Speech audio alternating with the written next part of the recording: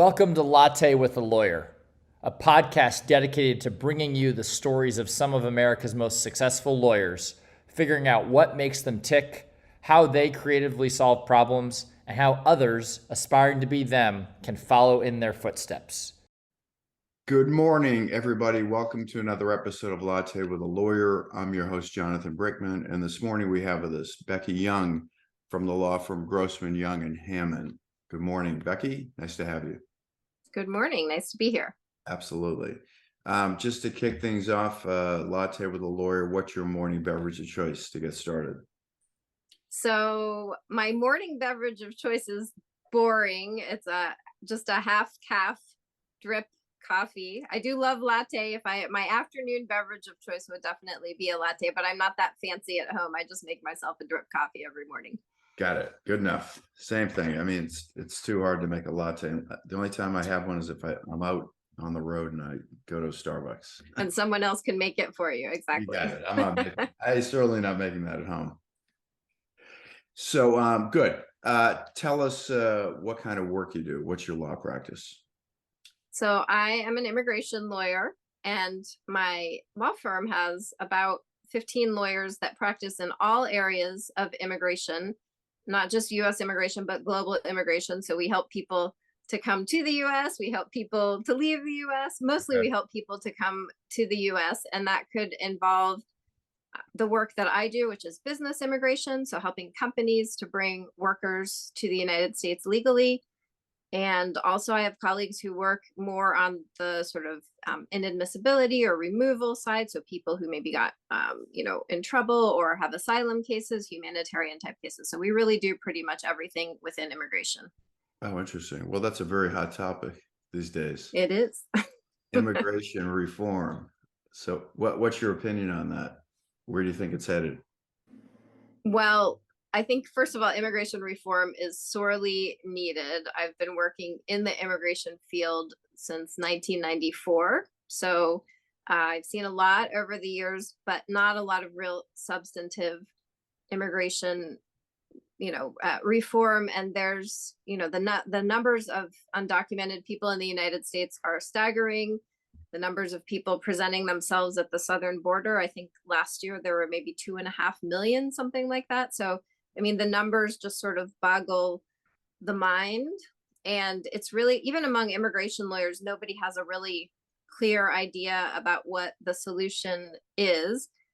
There was an interesting op-ed yesterday in the New York Times by the mayor of New York, who had a 6-point plan for dealing with the southern border. So there's a lot of really interesting debate. But my specialty, as I said, is business immigration and legal immigration. And even within business immigration, there's a lot of reform that could really stand to happen. Things are a lot more convoluted than they need to be. Things take a lot longer than they need to be. So I have lots of ideas about what could change, but immigration reform, when we talk about it, usually relates to, the undocumented population, DACA kids. And that's such a massive problem. I wish there were an easy fix to it. No, it is. I mean, listen, everyone wants to come to the United States and we need more people here, I think.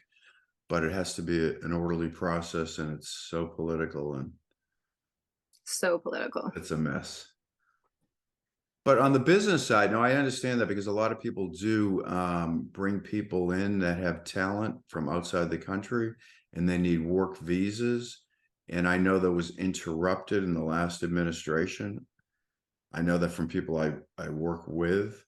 So has that changed? Is that getting easier these days? So it definitely has returned to sort of normal, as much as anything can be normal in 2023. I mean, we're still in a pandemic.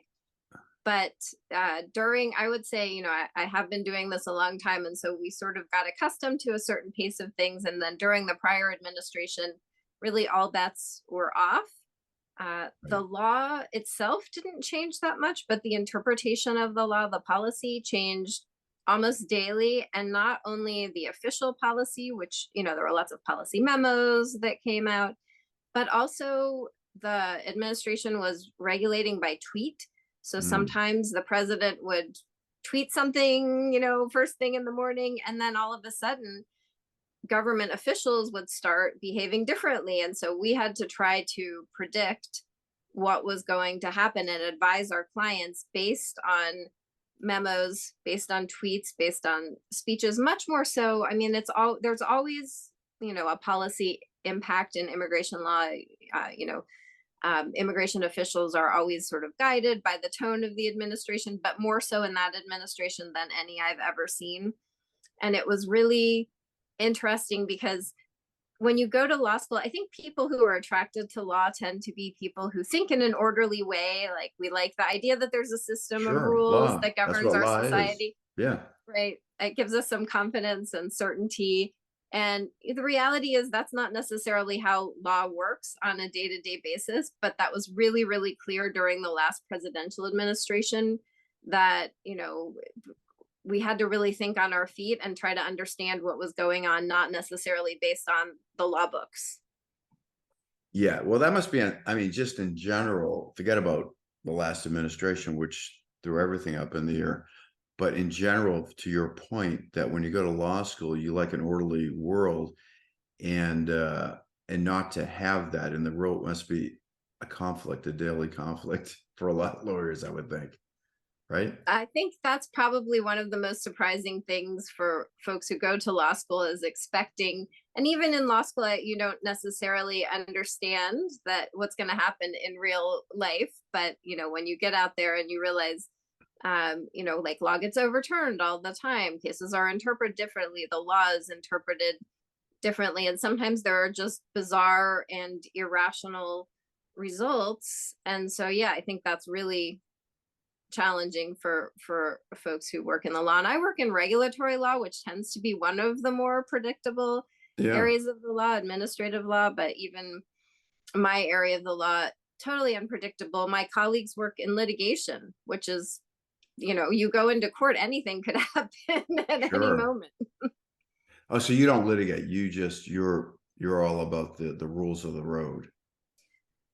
So first of all, my firm litigates all the time. We have several really seasoned litigators. I have sued the government. So first of all, I have done pro bono work in immigration court. I've represented asylum clients and other clients with removal cases. But we have also sued the federal government several times up until the prior administration, the Trump administration. We never had sort of the gumption to do it, but we just got so mad. We were like, this is insane. And so we have filed business immigration lawsuits against the federal government. So I don't label myself a litigator, but I have litigated. And business afraid. Immigration, it's not, going to immigration court is a different animal from filing a suit in federal court. So federal court is fine with me, but going to immigration court, just because you have human beings there who can say unpredictable things, it's really a different animal. Yeah. Interesting. So you said you've been doing this since 1994. Is this the only type of law that you've practiced? It's the only, as a lawyer, yes. I started out working in a DC law firm as a paralegal, and I was doing immigration work and also international trade work. Okay. Yep. And I thought when I was younger, when I was in college, that I wanted to be an international trade lawyer. I had no idea about immigration, no particular interest in immigration. And when I did international trade law, I was working on anti-dumping and countervailing duty cases. I don't know if you've interviewed any lawyers who do those types of cases, but I found them really tedious. And at the same time, I did the immigration work only because that was, in order to get the international trade job, I had to agree to do the immigration work. And it ended up that the immigration work was what I really loved. So it was very fortuitous. Interesting. Okay.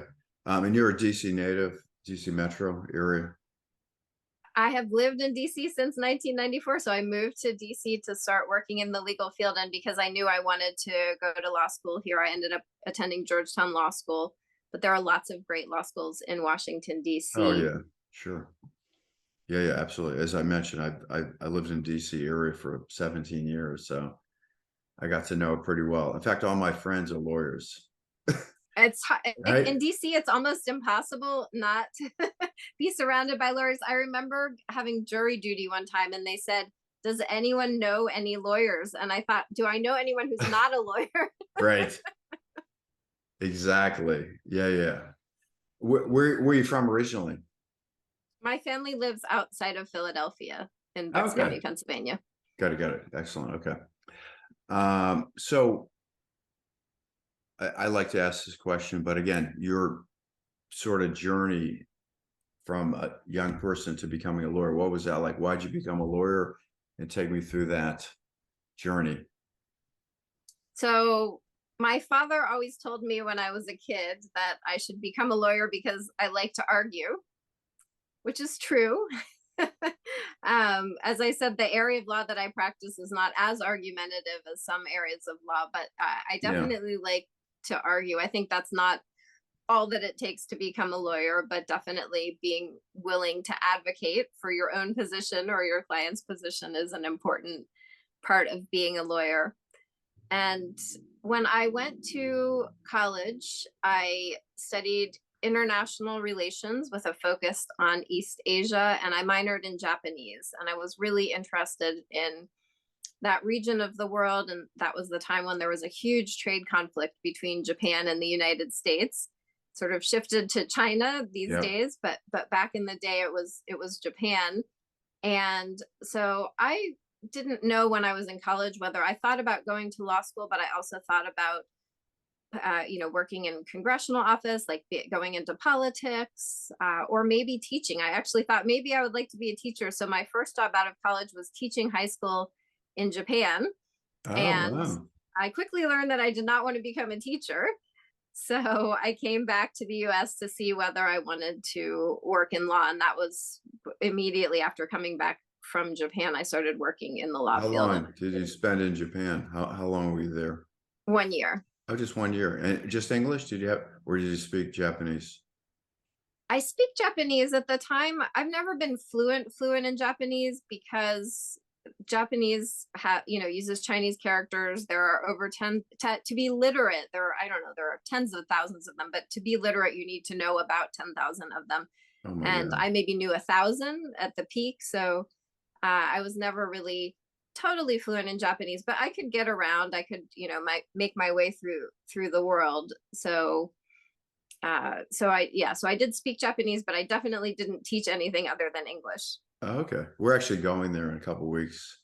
Oh, you're gonna love it. Yeah. What cities are you Well, going we're to? going to go all over the country. We're going to fly into Tokyo. We're going to go to Kyoto, Sapporo. There's a winter festival. Yeah. So we're going to spend 10 days there.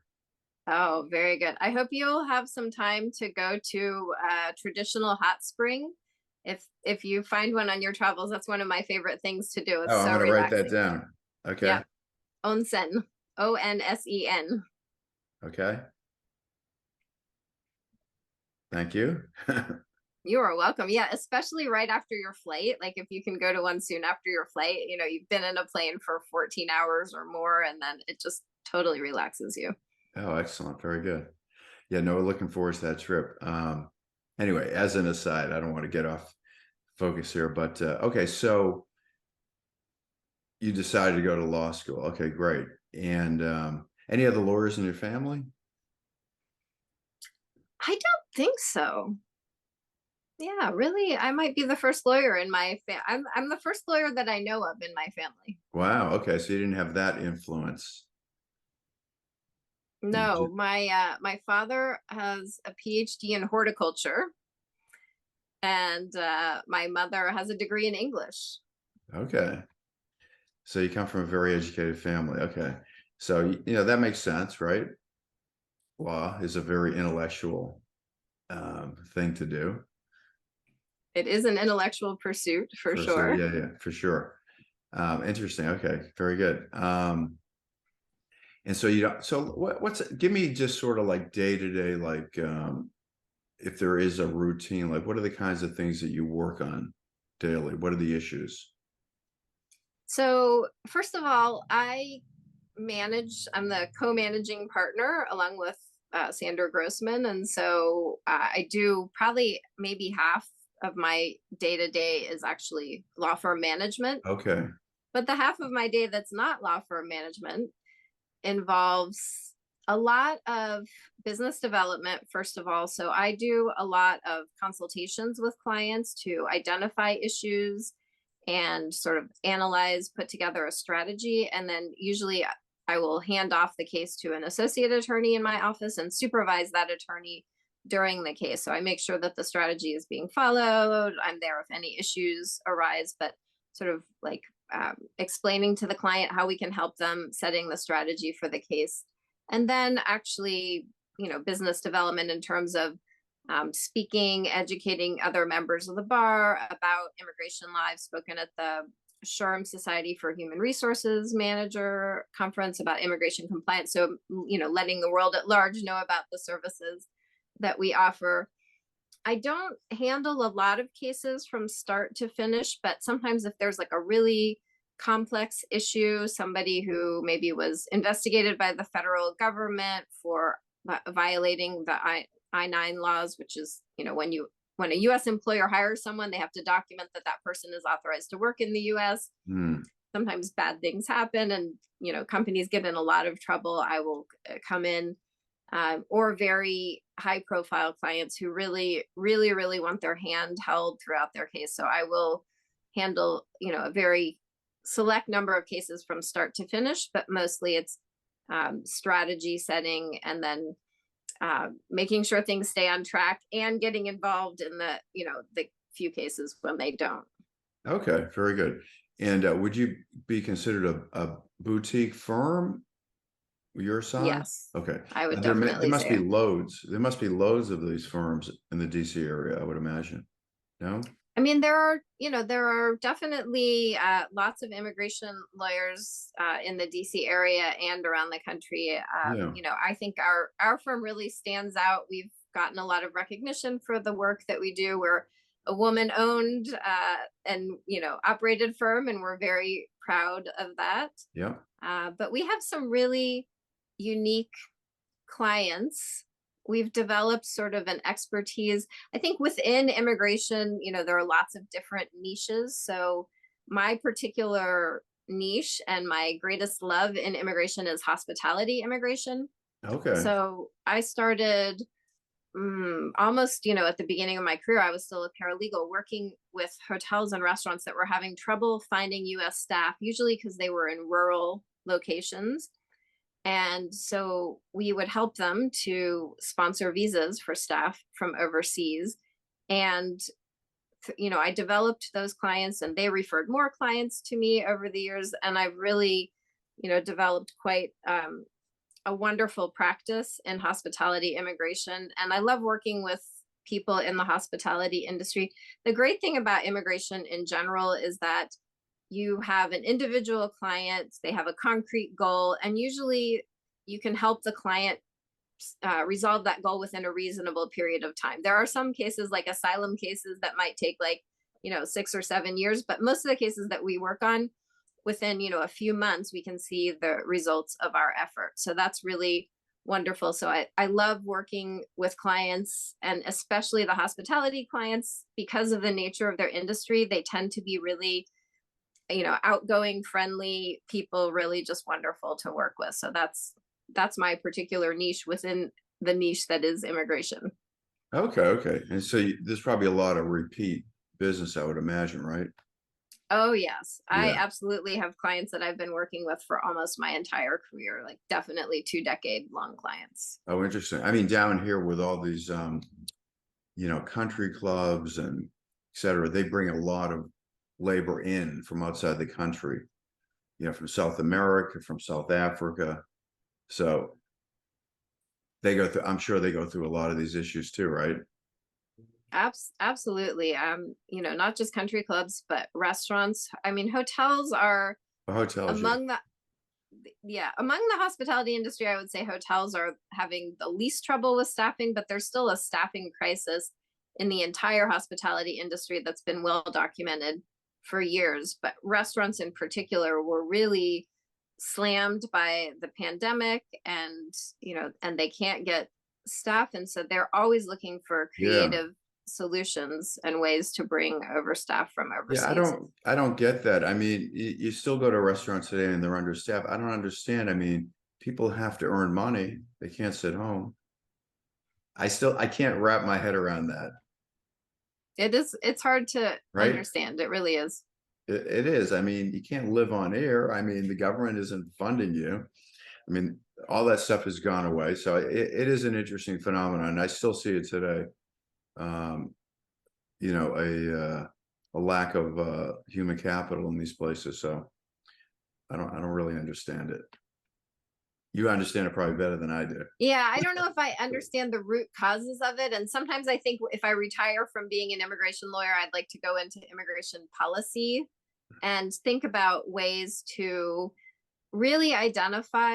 I mean, I think there are areas where, US workers could be, put into place, could be trained, and then other areas where US workers just are not going to apply. And so if we could really understand sort of, the root causes of these staffing shortages, Mm. I think that would help in terms of reforming our immigration laws. But for now, I don't know that I have a scholarly understanding of it. I just have a day-to-day understanding of it. But mainly I have an understanding of how to help fix it. Yeah. Well, I'm sure there's lots of people thinking about it in these think tanks in DC trying to figure that one out, right? Definitely. In fact, you probably interact with some of those people, I would imagine, from time to time. I do. And, before the pandemic, we have some great think tanks, like the Migration Policy Institute is here in Washington, D.C. We would attend a lot of events there. I think a lot of in-person events are still not happening as much, but I definitely would, always enjoy those and would love to be able to return to that. Oh yeah, I would think so. Yeah.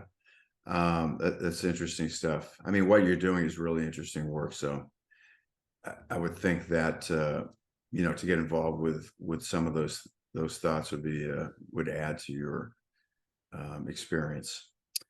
So what would you tell somebody who's thinking about going into this type of law? What would your advice be to somebody just coming up from law school? If they wanted to be an immigration lawyer? Yeah. And we definitely encounter folks all the time. We have interns in our office, so we encounter a lot of young people who are enthusiastic about going into immigration law. I think it's great when people work in immigration law before going to law school or before graduating from law school. At least, as I told you my story about thinking I wanted to be an international trade lawyer, and imagine if I hadn't worked in the field, I might have accepted a job and then been totally miserable as a lawyer. And, I guess the one thing to think about with law school is there's a huge financial cost, not only the cost of tuition, et cetera, but also the income that you forego during those 3 years of law school. So it takes quite some time to get back financially on track from where you were before you went to law school. So I think it's really important to be really sure that that's what you want to do. And if you can get a taste of the type of law that you want to do ahead of time, to make sure that, you don't imagine if you were $200,000 in debt, you get out of law school and you accept a job that you totally hate, but you feel like, you're tied down by it. And I know a lot of people who ended up in that boat. So I would say definitely, if you're interested in immigration or any other area of that law, work as a paralegal, work as an intern, work as a summer associate, but make sure that you have some exposure before, I mean, taking a job. many of the lawyers I have on the show, many tell me they go right from undergrad to graduate school, so you don't even have a chance to experience anything like you did. I guess as a summer associate, maybe you do get a taste of it. So I mean, for most graduate programs, people have 2 to 4 or longer years of work experience, right? So, they have a better perspective. It doesn't seem that way for people that go to law school. Yeah, I would say in my class, probably more people went straight than didn't, but there was definitely a mix, and I would definitely recommend to take some time off. I took 1 year teaching in Japan and then 2 years as a paralegal. And I, am so glad that I did that. I had a good friend from law school who actually took off like 40 years. So she was a director of a department at the World Bank, and one of the earliest, female department directors at the World Bank. She retired from the bank. She was in her 60s and she attended law school at Georgetown. And I think, Amazing. someone like that has a perspective really, unique and like no one else. And she really, she added a lot to my perspective on law school and the law. That's amazing. It's funny, the neighborhood I lived in DC in AU Park, I was surrounded by people that worked at the World Bank. Yeah. Yeah. They employ a lot of folks around there. DC is an interesting place. I mean, there's really no place like it. Well, I mean, it's the seat of the US government. So there's Right. definitely no other place like it in the But world. I mean, highly educated. I mean, the demographics, aside from, the capital, just a highly educated, very liberal population. It's just different. The demographic makeup is very different from anywhere else in the country. Yeah. It's also very transient, which I think also impacts, so there's lots of fresh blood coming in, which is great. And, very, very interesting and stimulating and brings new thoughts. But, Yeah, it's an exciting place. Yeah, Very exciting. it is an exciting place. And now that, it's now a high-tech hub and, just the transformation of the city itself, it's a really interesting place. So I watched it. Yeah. From the day I moved there, honestly, I don't think the shovels ever stopped. I'm just ongoing. It probably still continues to this day. I mean, the development and the rehab of these neighborhoods, it never stopped. Oh no, they're definitely always developing something in DC. I mean, it's unbelievable. I mean, and it costs you the waterfront, the Navy Yard. I mean, right? The whole New York Avenue, right? It's just never. Well, and by the way, a lot of those projects were funded by immigrant investors. So I don't know if you've heard of the immigrant investor green card, but part of like some of the parts of the Southwest Waterfront project, for example, were funded by immigrant investors. Quite a few other projects around DC also had immigrant investor money in them. Oh, interesting. Very interesting. Yeah. But that's outside of the scope, or would you get involved with that too? Like bring money in? So I don't get involved in bringing money in. I mean, I'm not a financial advisor. I don't mean that, but I mean sort of facilitating that. Yeah, so I mean, that's an area of law that we advise on. We have an attorney at our firm called David Morris, who's of counsel, who's one of the top experts in the US on EB-5 immigrant investor issues. And we work with him on EB-5 immigrant investor cases. So we do definitely get involved in that. Oh, interesting. Where does it come from? Where's the primary source of capital? What country? I mean, China is the biggest source.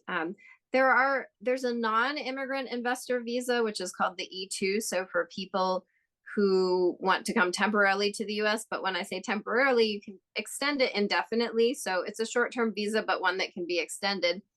But there are certain countries that don't qualify for that visa because they don't have a bilateral investment treaty with the US. And so China is one of them. India is one of them. What are the BRICS? Brazil, Russia.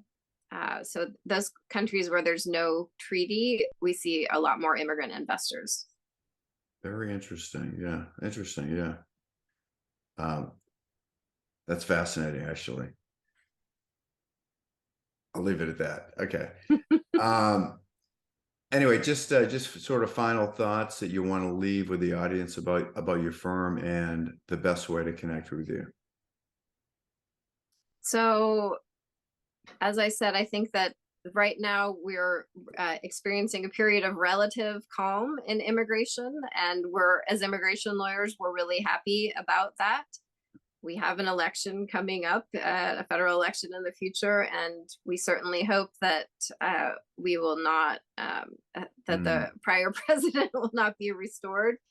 But if he is, there will be more immigration chaos to follow. So I think all immigration lawyers became very nimble during the Trump administration and learned lots of new tricks and ways to look at the law that we had never thought about before. So even though it was very challenging and not necessarily fun, it really sharpened our intellect and our legal reasoning skills. So we are here to help if needed, and especially when our firm is known for handling really difficult and challenging cases. One of my favorite things is like we've had so many cases where people said, it's impossible. Other immigration lawyers said, you can't do that. It's impossible. You know, like no one has ever done that before. And so we really love to win those cases that people think are not possible. So we're definitely available to consult if folks have issues, but hopefully,